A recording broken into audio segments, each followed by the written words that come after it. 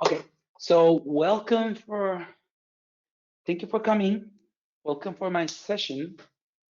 The name is kind of strange, I know. I probably need to get a better name for this, but the whole idea is this kind of case study from a site we built on how to hit rate my company. And long story short, the whole idea of this project and the session as well.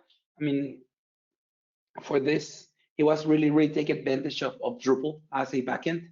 We really want to take advantage of the knowledge that we got from Drupal and the knowledge that the client has with Drupal already. So that's why it's called Drupal, GraphQL Views, View Modes, and Gatsby for a US Gov site.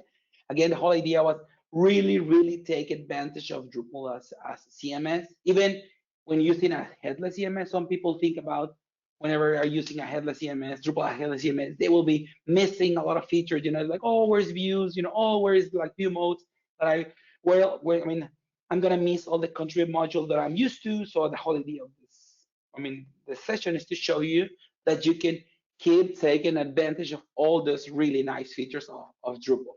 Okay. And my name is Jesus Manuel Olivas. You can find me as JMOLIVAS at social networks, either Twitter, LinkedIn, and GitHub. And yes, GitHub is a social network. We are all, at least for me, you're kind of nerdy probably, but yeah, it's a social network. I'm a co-founder of Octahedroid.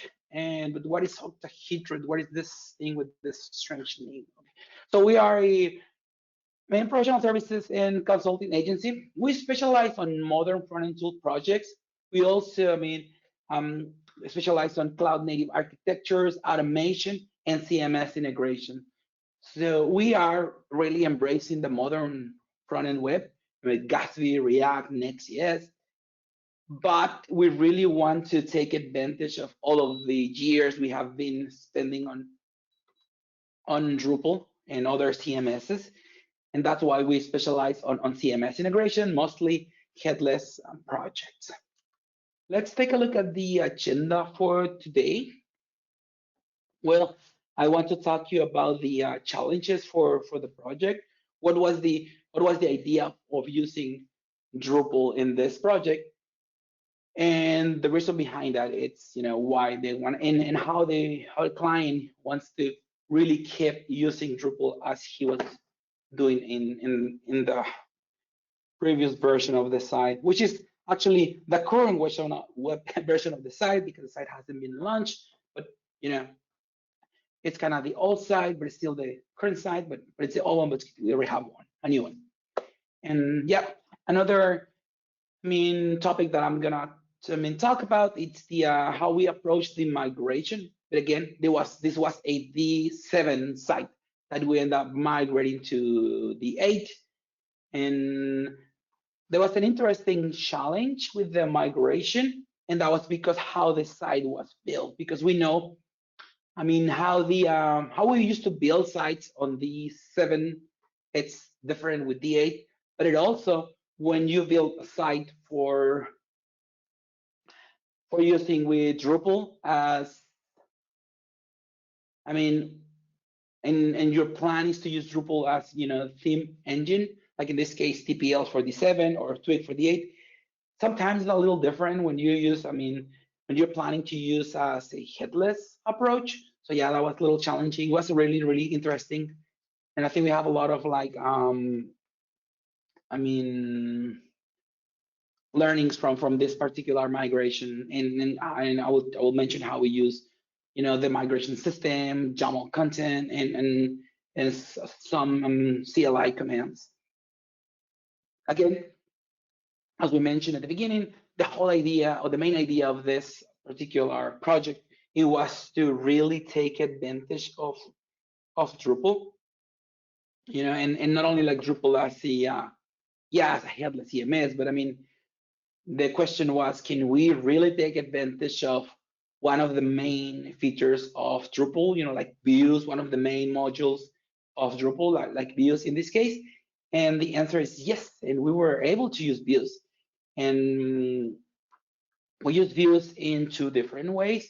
And let's think about one of the ways we use it is for providing a client-side search.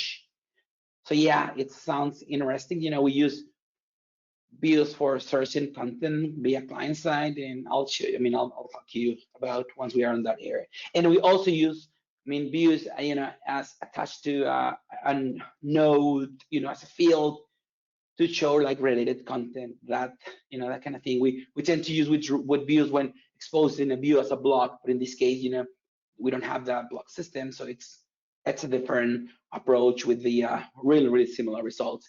But again, you can keep taking advantage of that particular module, which is really important for Drupal. And another big benefit of going this route is we can use, or on this project, is we implemented view modes. It's like, it's like, you might be thinking, isn't this project a headless approach? How are you using view modes? Because the way we tend to see headless is only for content entry and exposing the endpoint, but you can take advantage of view modes. And finally, I will show some of the code examples and snippets that we have with on the Gatsby side of things. And well, again, so as I mentioned earlier, the challenges we got is, the client really want to keep the same editorial experience. So again, they want to keep using Drupal. They want to keep going and editing, their nodes, like, workflow, content, editing, several contributors, editing content. Another thing they want to use, they manage their, their views pages, so they want to keep managing that, like they have these frequently asked questions, and they have a way to like sort those frequently asked questions, in a particular order. And there are some sections of the site to order in a particular way. In some others, they want to, like weight fields or something, or like feature frequently asked questions, and they really want to take advantage of that and change whenever they want. That's what's a big reason for us to keep using views in this particular project. And obviously, they want to reduce the overhead. They want to, minimize costs. It's like, exposing a site and all that kind of thing. It's in a stack that, a Drupal site, it's expensive than exposing, static files on a CDN. And finally, they want to provide, a modern experience for their visitors, and obviously, having this really fast and easy to maintain site. But first, before going into the migration, it's funny how whenever we try to use a tool to solve a problem, like in this case, let's, in this case, we have this project and let's use the migration system because it's great in Drupal 8, right? And as I mentioned before, the site was a Drupal 7, or the goal was like migrating to Drupal 8. And well, by default, what we can get with migration is like, let's say 80%, probably is more, but I think 80-20, it's kind of thing, let's say we can cover probably out of the box with 80% of migrations. Again, it could be more, but let's take the 80. Then the rest of the things, the rest 20%, let's say, okay, instead of going crazy, let's go in and create this YAML content. And I will mention which pieces of content we were able to migrate by this, by this migration process, and we want to like create this YAML content. I don't know if you're aware of this module. This module allows you to create or provide these YAML files to provide content on the on your site. It's pretty cool. You have to like try that. And that YAML content covered, from the remaining 20%, it just covered probably the 80% of that remaining. So we have another remaining piece of this of content that weren't able to move. So we end up, adding Drupal console commands or CLI commands for the remaining part. And at the very end, there's a few pieces that might be you need to do entry, for the remaining content task. It's kind of pretty standard. A process of migrating, you try to do as much as you can with the migration system, and from there, the approach we take is, again, going YAML content for the rest, CLI commands, maybe if there's a need for something, and finally, there are a few nodes that you need to do manual entry. What will be the main challenge for the migration? As I mentioned earlier, the way we build sites on the 7 versus the 8, it's different.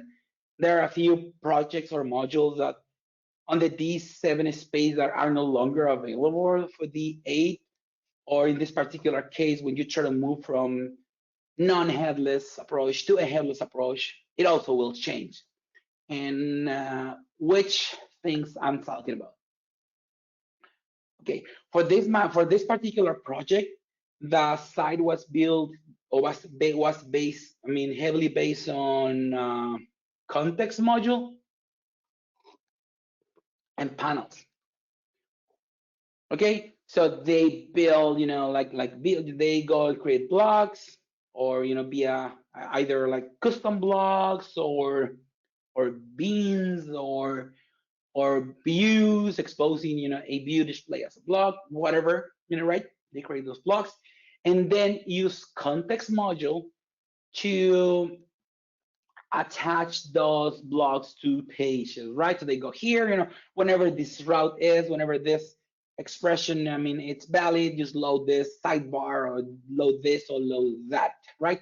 So in order to migrate that content, we end up creating a migration plugin to scrap, do the web scrapping and extract content from it.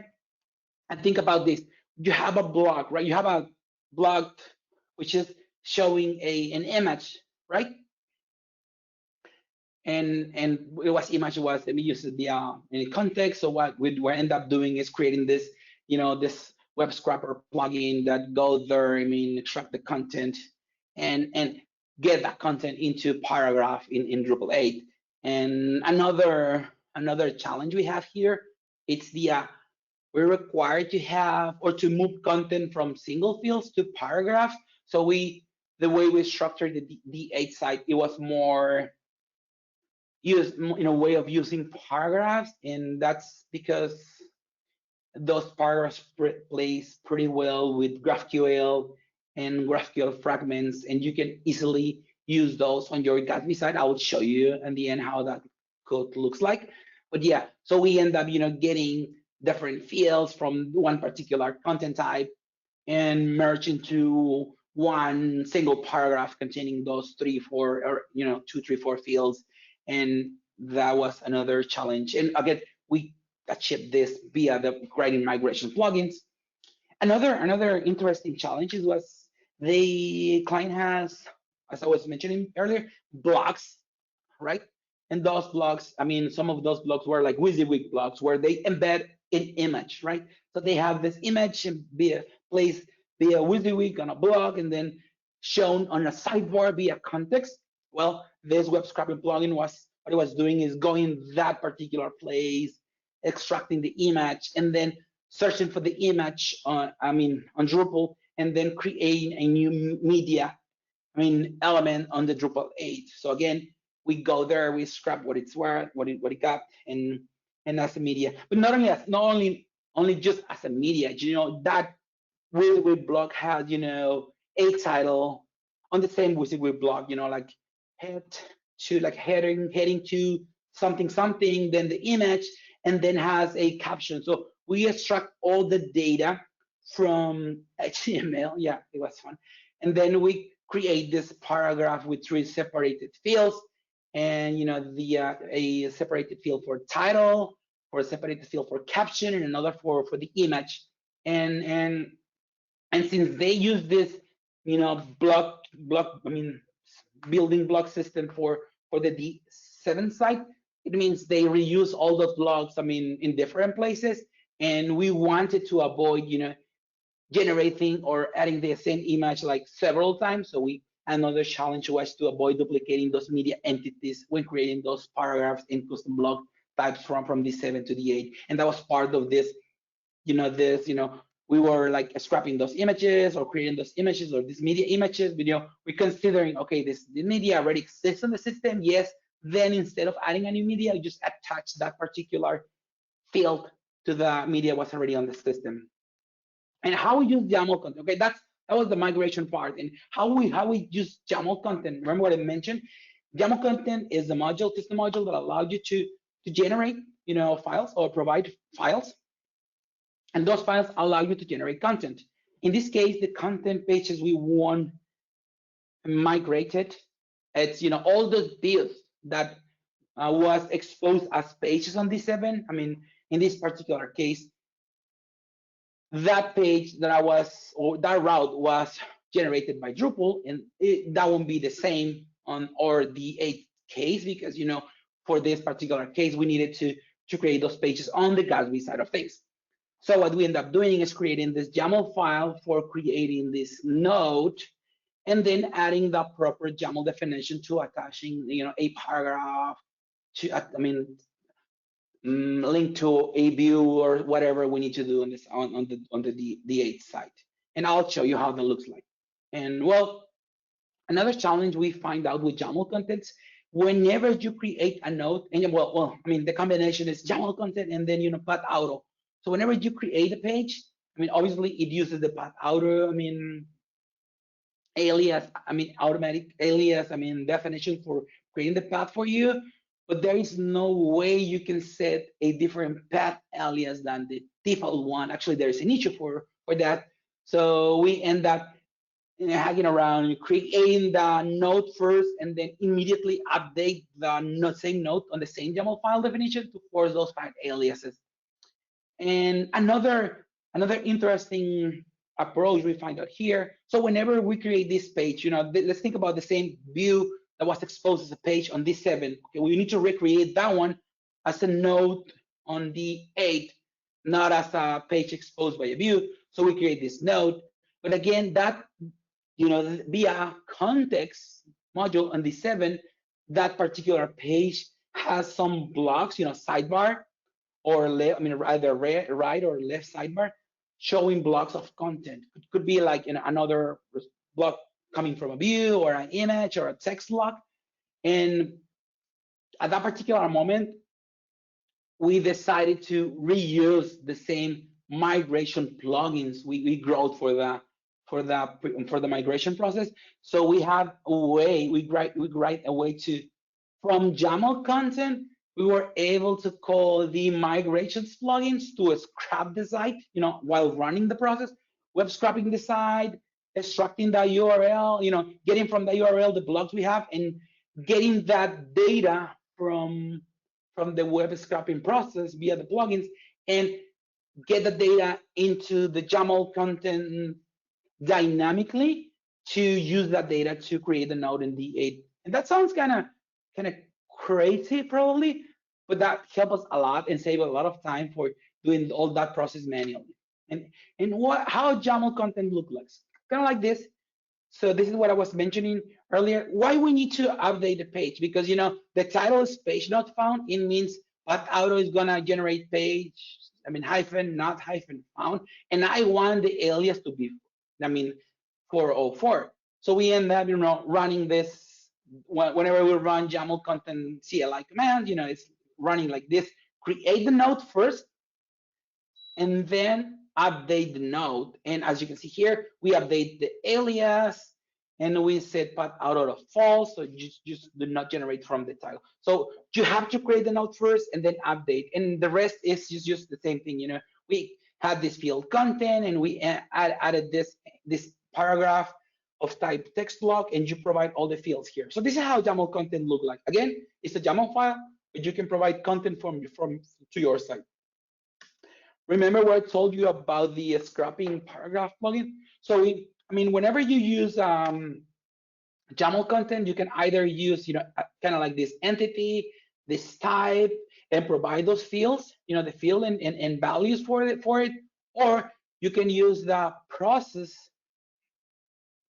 A process, and within this process, we create this callback, which is called a scrapping paragraph, and we gave the path that we want to scrap on the Drupal side. So again, it means whenever we run the migration process, we require to have the D7 and the D8 site up and running for this case, because we were web scrapping the content on the site. We were not only hitting the database directly, and whenever we run the YAML content process, we also require to have the D7 up and running. I mean, again, this only happens at one particular time, and then we just can, I mean, stop the D7 running site from running. And whatever, same thing here. Again, whatever we said, on the site first region, scrapping whatever on this, on this path, whatever it is on this region on Drupal 7, get that content and return an array of values, valid, like kind of like this entity, whatever. It gave me the proper, array definition, and get it on this field left sidebar or whatever field that I assigned to on this YAML content definition. Okay, and finally, whatever was missing after running the migration and the YAML content, okay, let's, there's some files that came in PNG or GIF files, and Gatsby play better with JPEG files, so we have this snippet command that you can run and convert all those files for you and update all the reference and body fields, that kind of thing that you don't want to do manually or by hand, because at some point you can maybe make a mistake or forget one. So you just got this little script that take care of doing that. There's some paths that for some reason that I have no idea why, it has the same path, several nodes with the same path. And if you have that one and we're running, YAML content, you start getting some like overrides on your pages, because of the title, right? So what we end up doing is running the CLI command and defining, an array. This node assign this path, can appending something, so you can easily know which node you are working in. Try to avoid any issues with YAML content. And then again, some other things like setting some taxonomies for certain nodes, or just update some nodes for like edge cases that we don't want to invest so much time on the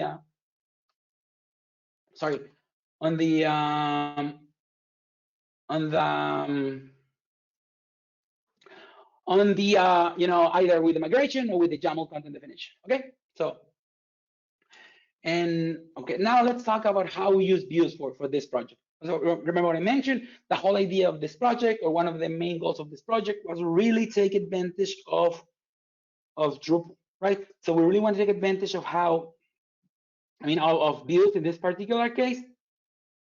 So what we just did, again, okay, we use views in different ways. One of the approach was like expose a view, get this view and expose the data via client side.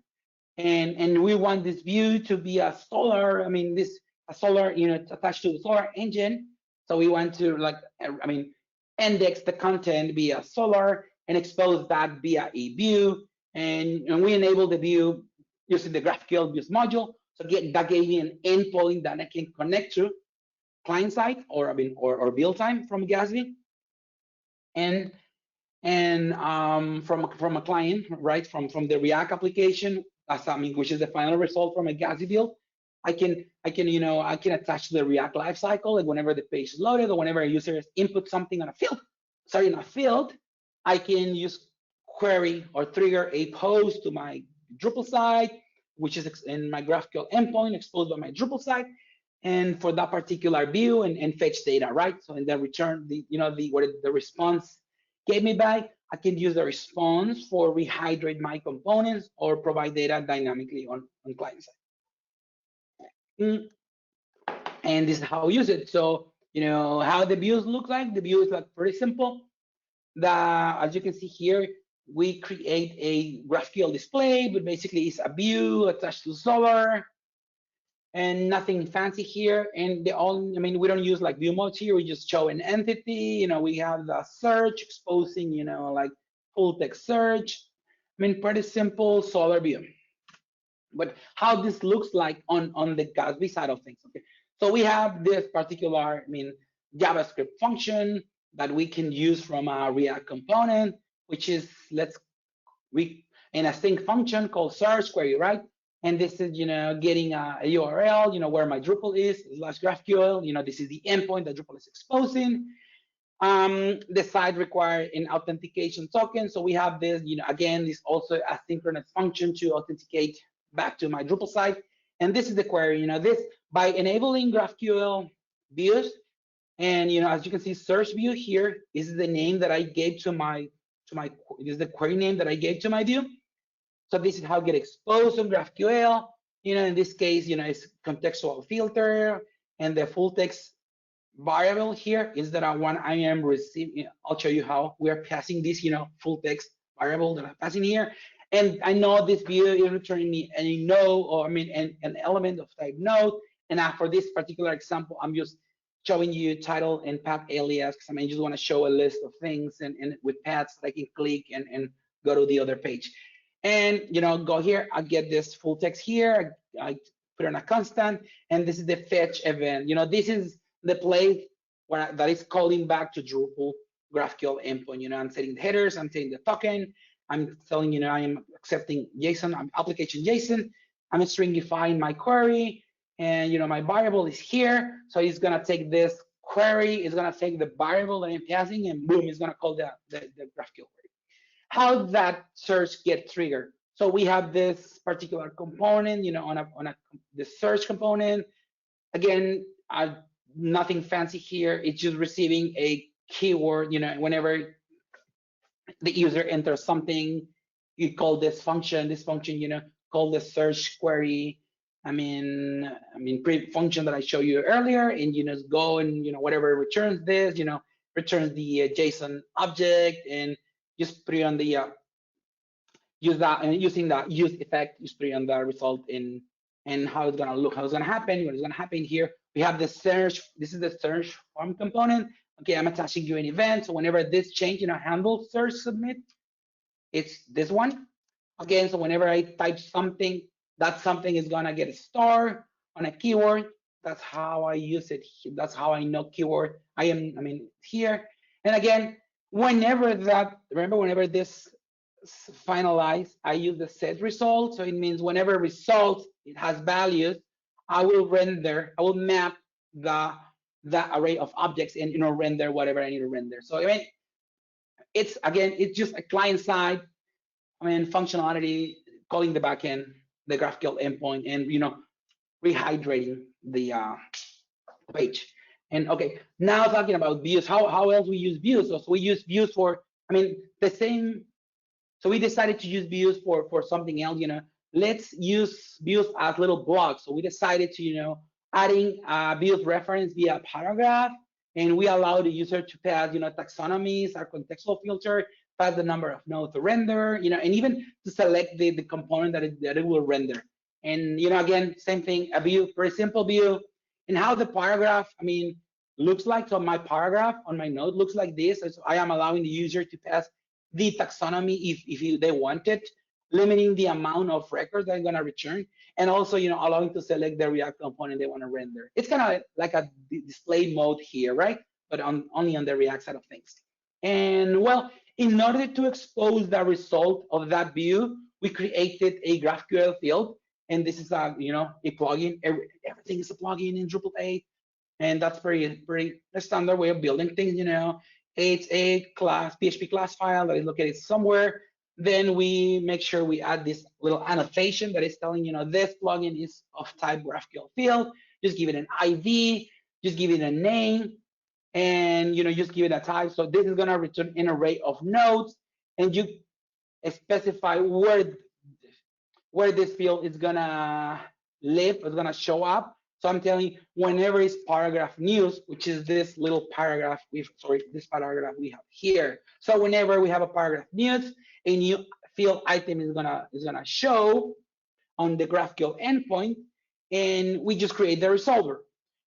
And what we have got with the resolver, it's a way to remember we have this taxonomy field in the field limit. So this is how we extracted values, and then we call a service, Drupal service. I know I should use dependency injection here, but this is just an example. Okay, so it's calling this particular service, and this service is executing the view programmatically. So I'm telling you, execute the view. The view ID is this one, the display is this one, the arguments and limit are the values that I get from the user interaction. And and in the end, just gave me the view object, and I iterate the result, and I'm just returning every single element. So every single node on that view will be returned here, and data layer service that I'm calling on my resolver is here. It's basically receiving the view ID, the display, arguments, whatever, and it's just calling, view. It's getting the view object, setting the page if it's needed, pagination, setting the arguments if any, limiting the pager by the number of elements we are passing or 0, defaulted to 0, and executing the view. Again, this is going to execute the view. It's going to return the view, and my resolver is going to take care of resolve every single element on that view. And how my GraphQL query look like on Gatsby? It looks like this. A new field is going to show up on that paragraph. So this paragraph new is the one that I use on my plugin definition. So this items field or property or node is going to show here, and this contains Drupal node news. And now I can extract any properties from that one and use on my component. So I got my component here. This is my React component, and I'm receiving this, and I'm receiving this particular articles, which is my items, and I can iterate those and render whatever I need to render. I'll show you how this looks like. Now how we use view modes again. So at some point we decided we need to have a teaser for this particular news listing, right? And okay, we can do this on Gatsby, no worries, right? And in order to do this in Gatsby, you can customize the GraphQL, the GraphQL schema, which is basically you can turn any field or format any field however you want to. So it means you can get one field and and trim values or remove markup or do whatever you want to do. But anything that you add on Gatsby GraphQL customization, it's gonna impact you, it's gonna hit you on the build time. So it means can you thinking about calculating every single body field provided by WYSIWYG and turning to a teaser, at least for news, depending on the number of news nodes that you have, could impact you on the build process. So instead of that, we decided to use a view mode, because by default the GraphQL provide you with this functionality. And why we use a view mode? A view mode allows you to provide different presentation of a field or of a field values, using field formatter. So I can go to Drupal and really take advantage of a custom module or a module from core. Like in this case, we decided to use Smart Trim. So a Smart Trim custom module provide me a field formatter that I can apply on my view mode, and I can extract the data on the GraphQL query. And okay, this field formatter can allow me to customize options. And again, so Drupal already do this. So why we need to spend time and client, and money from the client to do this to do this if Drupal already, it's taking care of that or can take care of that. So what we end up doing is enable the Smart Trim module that allow me to trim the length of the content body. In this case, you can trim by words, by characters, by whatever you want to. You can even add a suffix here, and you can remove strip HTML. This is great because whenever you are showing a teaser, you might don't want to show HTML, like images or links or whatever. So this module already take care of that. And how do you use this? So, okay, what I'm showing you here is the Drupal side of things, but how this looks like on Gatsby. Well, the only thing you need to do is when calling your field, like your body field here, you can use the view mode field formatter function and just define the teaser you want to use, or the view mode you want to use. In this case, is teaser. As you can see here, it is called teaser. And what I'm doing here, I am not using the view mode for every single piece of content in this node, only for this particular field. So the rest of the fields, I'm just getting them as how the GraphQL provide to me, like title, path, whatever, submitted, any other field. But this particular field body, instead of showing the processes, value, which is the render markup, or the raw data, which is the the HTML without text filtering applied by Drupal, I am using the this function and telling them which view mode I want to use. So and the final result, what I got is here. So again, the smart trim taker via the view mode for trimming the HTML to, I mean, just showing like, you know, the number of words that I'm telling here, adding the suffix, as you can see here. So I don't have to worry about that. So Gatsby, it will only take care of getting the data and showing the data. And but you were thinking how I'm getting this clean output from Drupal, because you know Drupal has this like diffs craziness. So what we end up doing is, I mean, taking advantage of Drupal theming system, defining a new, theme suggestion, and use, you know, clean up whatever coming from Drupal. So I mean, I don't really care what Drupal, you know, theming it's trying to do. What I'm gonna do whenever I have this node body news content type, I'm just gonna override the thing. I'm just gonna get and render only the content of the field. So I end up having this clean result, and this is how it looks on Drupal. On Gatsby, and this is the output. Right, isn't it? Now let's go back to Gatsby. What we just did on the Gatsby side of things, other than what I showed with the view and the view mode. So in order to get Gatsby, obviously you need to get, you know, the project itself. There are a few plugins that you can use. Think about like whenever, you know, there's a module for that on Gatsby. We have there's a plugin for that. So again, so with Gatsby source GraphQL, and this is really important. We end up implementing in our projects Gatsby source GraphQL instead of Gatsby source Drupal. Gatsby source Drupal, uses JSON API, and there's nothing wrong with that module. That's great. But we decided to use GraphQL instead of JSON API because provide a better developer experience. Better developer experience. Gatsby link, Gatsby image, some other like Gatsby plugins, transformer sharp, whatever, and source, file system, you know, all these different plugins. There's plenty of those. The ecosystem, the Gatsby ecosystem is just great, similar to what we have on Drupal. And well, Gatsby has this Gatsby config file that you can use for defining plugins. In this case, Gatsby source Drupal, and you just gave the URL where your Drupal is living, and boom, it takes care of connecting. And in this case, the endpoint requires an authentication, so we use the same function. Remember that we use for Solar. For the client side, we have this function that takes care of getting the tokens and giving me a token so I can authenticate to my Drupal system and extract the data. Important thing here, whenever you are using GraphQL, so Gatsby source GraphQL and not Gatsby source Drupal, your images won't be downloaded automatically, but you can use this snippet of code, and this takes care of getting, you know, creating remote file nodes. So whenever there is an image, this media image from Drupal, this snippet of code take care of getting that URL and, you know, creating a local file from it. And once you got the local file, then now Gatsby you can take advantage of Gatsby image and all this beauty of Gatsby. Allow you to do with images. But how do you create pages or, you know, query nodes? Okay, there's a file that is called Gatsby node where you set your queries for creating pages. So this is how a GraphQL query show, you know, GraphQL query looks like. So I am running a node query. I'm filtering by pages, only the content types or node types of page. Status is 1, which is basically published.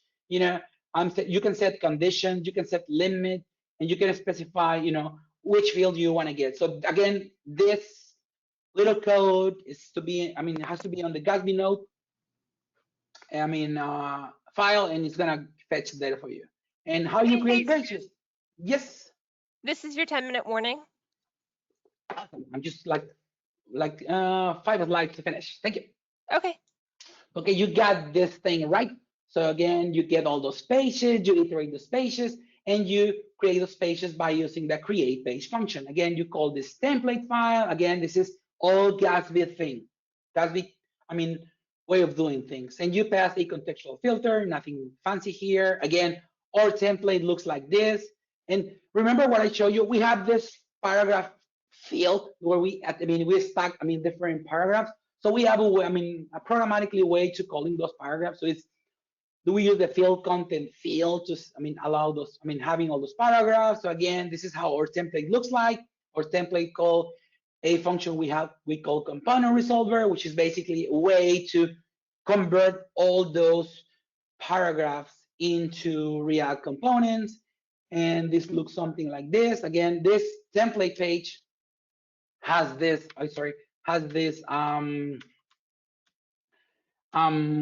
query, and this GraphQL query called a few fragments, whatever it is. So again, this page template called this, use this GraphQL query to fetch articles or pages or nodes by a particular ID that we pass via contextual filter. When we create a page, we use that ID to fetch data for that particular node, and then we use those fragments here, which you remember field content, field content. So we use, this is the field content. We use all this array of paragraph, and we convert those here into React components, and we just render those dynamically here.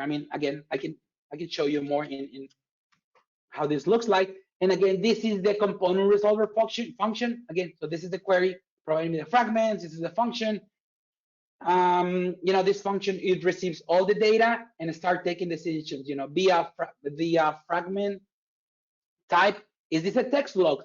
Then what I will do is render a text block React component. This is a paragraph, media, image, type paragraph. Then I'm gonna render the image block, component. So again, based on that, remember, GraphQL is heavily typed. So it tells you which type of fragment you are, iterating. So based on that, I can decide which, React component to render. And now, just to finalize, I'm just gonna show you how the site looks like. So the site is running on my local. So remember what I told you about the view search. So I can go search here, go to search. It's gonna be a little slow because my machine is not like, my internet is not the best. So let's go search. So this is the result. So again, this is happening client side. So this is, giving me the pages. So I can go here, I can search for something else. Let's say, go to search for, something else, Academy, search. And again, this is doing a client side call, and this is, rehydrating the component. So this is using the view that is exposed via GraphQL. That view is using this Solr, and that's, so it means I indexing my content via Drupal, via Solr, exposing that Solr, index via a view and exposing that view via GraphQL. And something else, remember the content that I was telling you, it has this, this other view. So this is also using views. This is remember the view mode that is showing the smart, it's using a smart stream. So this is a view, right? And this view, but this view is already pre-rendered, or this market is already pre-built. This is done on build time. Let's see, we have enough time for the, let's see, we have enough time. I'm not sure if I can do a live preview demo of things in a city.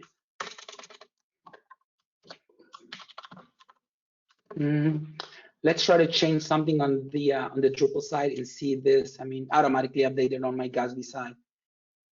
No, seems like my Drupal is not started. So yeah, it's gonna take some time to start. Sorry. We can probably go to questions here, but again, this site is here. Oh no, I remember. This is not. This is. Let's take a look at the. Instead of showing you the site, I can show you again. Whenever you make changes on your Drupal site, you can enable, instant preview. It means you can re-render your Gatsby site.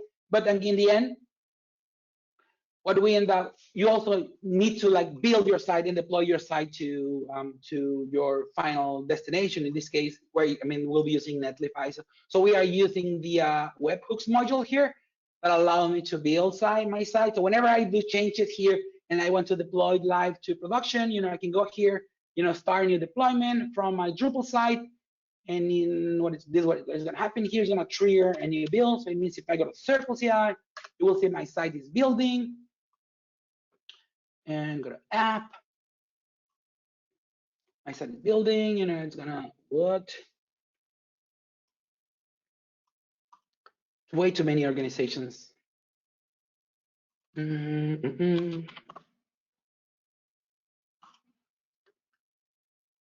So yeah, they will be running here. Yeah, it's running. So again, you can make changes on your side and you can just trigger from the same side. I mean, your builds. For this side, we are already taking advantage of incremental builds. So it means only pages that are changed are gonna get built. So I mean, we can probably switch to questions at this moment. And while this thing is running here.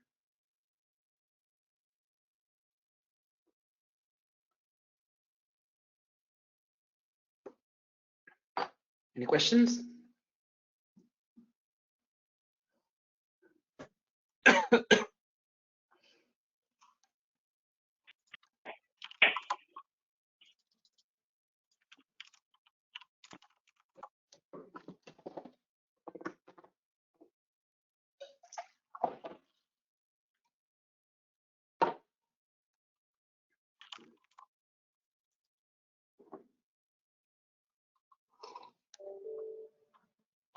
So no questions. It's either really clear or was really confusing.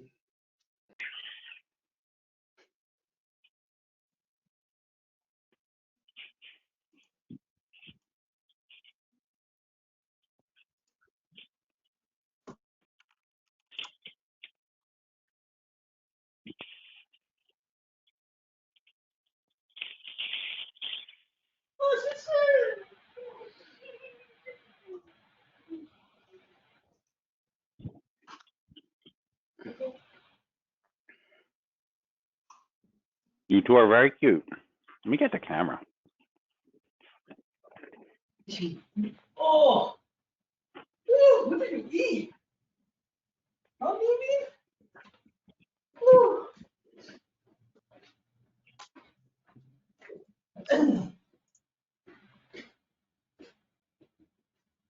So this build my site. As you can see, no pages got built, only news, because that was the only page that was changed on the backend. So it means if I go back to Drupal, sorry, while someone has something, I can go here, change an order of my paragraph. Image is gonna be on the top. So I'm gonna invert this order. Go to Drupal, hit save. When I hit save, you can see now my module is telling me that I'm missing content to get built. So I can trigger this build from here, going to Circle CI and see, going back to my project and see how a new build was started. And once this build gets finished, this process is gonna build my site, it's gonna deploy my site to Netlify, and this blocks are gonna get, swap. So while this happen, any questions again?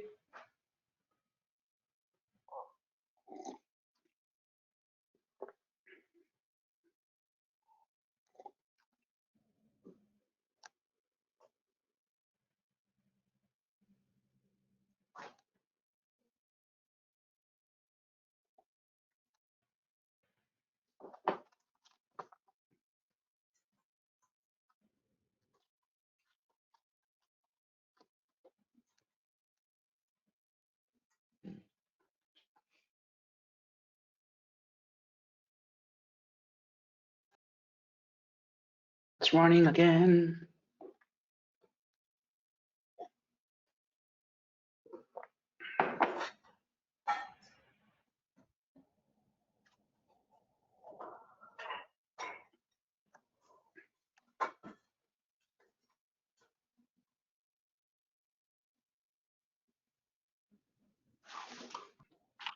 As you can see here, we're using the experimental, page build,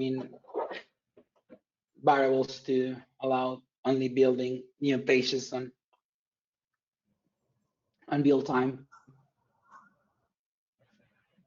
We still have to optimize some queries here. We haven't done any optimization of the build process, but so far it's like standard main Gatsby project.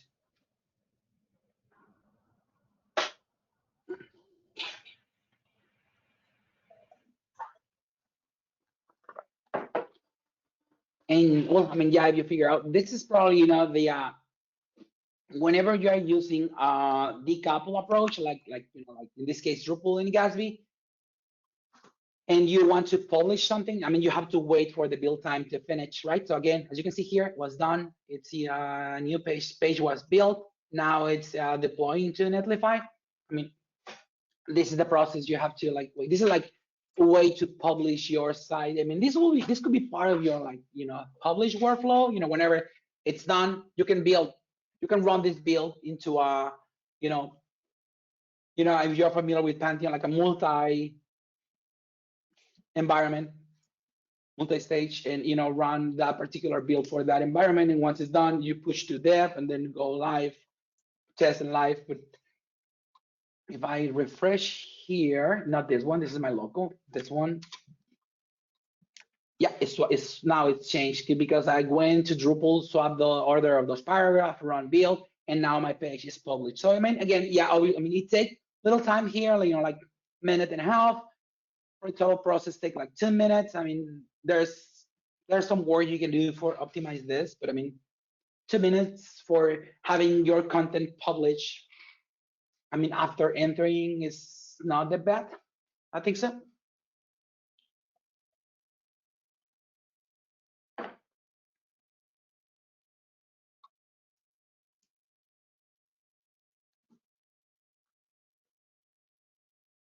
Well, I think we are really close to the time. So what I will do, it's probably just gonna like take, you know, call this off. I'll make sure I'll share the slides on the my slide deck on the Slack channel. Feel free to ping me on the Slack channel, either the CMS Field Slack channel or the Drupal channel or Twitter. I mean, for any like Drupal, headless, Gatsby questions, I will be more than happy to answer those. And thank you for attending the session, and I hope you learned something new. Thank you.